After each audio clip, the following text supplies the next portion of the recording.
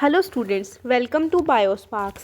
आज हम पढ़ेंगे about the types of ovulation. ठीक है, तो हम पढ़ेंगे टाइप्स ऑफ ओव्यूलेशन।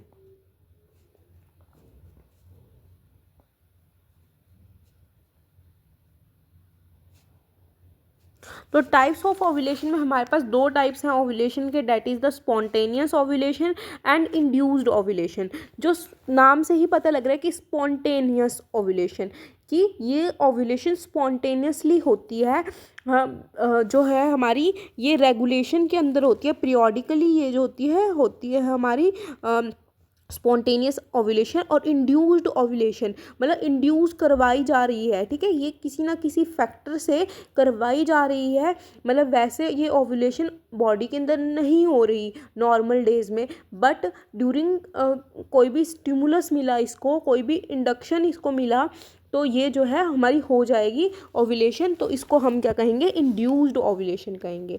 ठीक है, तो हमारे पास क्या होता है स्पॉन्टेनियस ओव्यूलेशन, जैसे कि हमने पढ़ा था कि ये किससे कंट्रोल होती है? हमारी हाइपोथैलेमस पिट्यूटरी एक्सिस के थ्रू ये हमारी क्या होती है? कंट्रोल होती है स्पॉन्टेनियस ओव्यूलेशन। कि हाइपोथैलेमस से जीएनआरएच रिलीज हो रहा है, पिट्यूटरी से फिर एफएसएच एंड एलएच रिलीज हो रहा है, जो कि फॉलिकल्स की ग्रोथ करवा रहे हैं। एफएसएच फॉलिकल्स की ग्रोथ करा रहा है और ईस्ट्रोजन की रिलीजेशन करा रहा है। जब ईस्ट्रोजन बहुत हाई अमाउंट में रिलीज हो जाएगा, then it will result into the LH surge, और एलएच सर्ज की वजह से हमारा क्या हो जाएगा?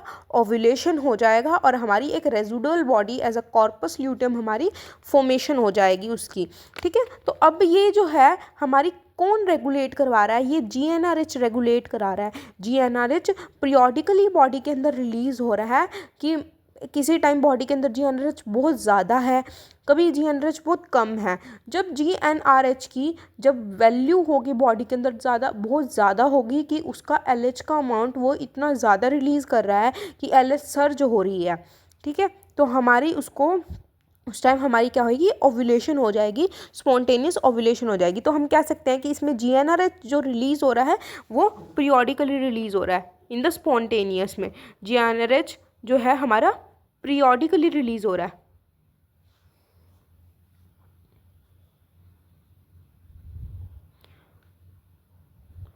ऑल्सो ये जो है प्रिडिक्टेबल है। जैसे कि हम मेंस्ट्रुअल साइकिल का पता लगा लेते हैं कि 14 ये जो है मेंस्ट्रुअल साइकिल में ओव्यूलेशन कितने डेज पर होता है? 14th डे पर होता है। तो इस तरीके से स्पॉन्टेनियस ओव्यूलेशन में हम प्रिडिक्ट कर सकते हैं कि ओव्यूलेशन कब हुई है। ठीक है, और ये किस में होती है? लाइक मैमल्स में होती है जनरली, लाइक ह्यूमन में, पिग्स में हो सकती है, काऊ में हो सकती है, शीप्स में हो सकती है, रैट्स में हो सकती है। ठीक है, तो स्पॉन्टेनियस म्यूटेशन ही होती है। अब ये जो होती है इर्रिस्पेक्टिव होती है किसी भी स्टिमुलस से। स्टिमुलस नहीं चाहिए इसको चलने के लिए, ये जो होती है सिर्फ जीएनआरएच के कंट्रोल में चलती है। ठीक है, स्टिमुलस नहीं चाहिए इसको। और जो स्टिमुलस जो है वो किस तरीके के होते हैं? ठीक है, वो लाइक मेटिंग। ठीक है, तो इस तरीके के मेटिंग स्टिमुलस जो है इसको नहीं चाहिए होने के लिए। सेकेंड वन हमारी क्या होती है? Induced ovulation. तो इंड्यूस्ड ओव्यूलेशन में हम पढ़ते हैं कि वैसे ये ओव्यूलेशन जो है जनरली बॉडी के अंदर नहीं होती, बट क्या होता है हमारे पास, जैसे कि कोई भी एनिमल है, लाइक हमारे पास कैमल है। ठीक है, तो कैमल के अंदर हमारा क्या होता है? कैमल के अंदर, कैट के अंदर, या फिर रैबिट के अंदर, तो इनके अंदर क्या होता है? जब इनमें कोइटस होता है, मतलब कॉपुलेशन होती है या मेटिंग होती है, तो हमारे पास कॉइटस स्टिमुलेशन जनरेट होता है। वो कॉइटस स्टिमुलेशन जो होती है वो हमारी कहाँ पर ट्रैवल करती है? वो ट्रैवल कर जाती है हमारी कहाँ पर? हमारी हाइपोथैलेमस पर, through the passing through the spinal cord. वो हमारी कहाँ पर जाती है? हाइपोथैलेमस पर जाती है। और हाइपोथैलेमस से जीएनआरएच एकदम से बर्स्ट अप इंक्रीज होता है जीएनआरएच का, जिसकी वजह से एकदम से एलएच सर्ज आ जाती है और हमारी ओव्यूलेशन हो जाती है। ठीक है, अब जब यहाँ पर ओव्यूलेशन हो रही है, क्या वो प्रिडिक्टेबल है? वो अनप्रिडिक्टेबल है। जिस टाइम हमारी क्या होगी, मेटिंग प्रोसेस होगी, उसी टाइम ये ओव्यूलेशन रिलीज होगी, मतलब ओवा हमारा रिलीज होगा। ठीक है, और ये क्या है, दूसरी बात, ये GnRH जो रिलीज़ हो रहा है यहाँ पर वो पीरियोडिकली रिलीज़ हो रहा है, वो पीरियोडिकली रिलीज़ नहीं हो रहा, बिकॉज GnRH कब रिलीज़ हो रहा है, जब मेटिंग हो रही है, ठीक है। तो GnRH release after the mating, और ये साइकिल जो है अनप्रिडिक्टेबल है, ठीक है। ये जो है डिपेंड है किस पर, मेटिंग पर। इसमें स्टिमुलस कैसे चाहिए, कॉइटस स्टिमुलस इसमें चाहिए हमें, ठीक है।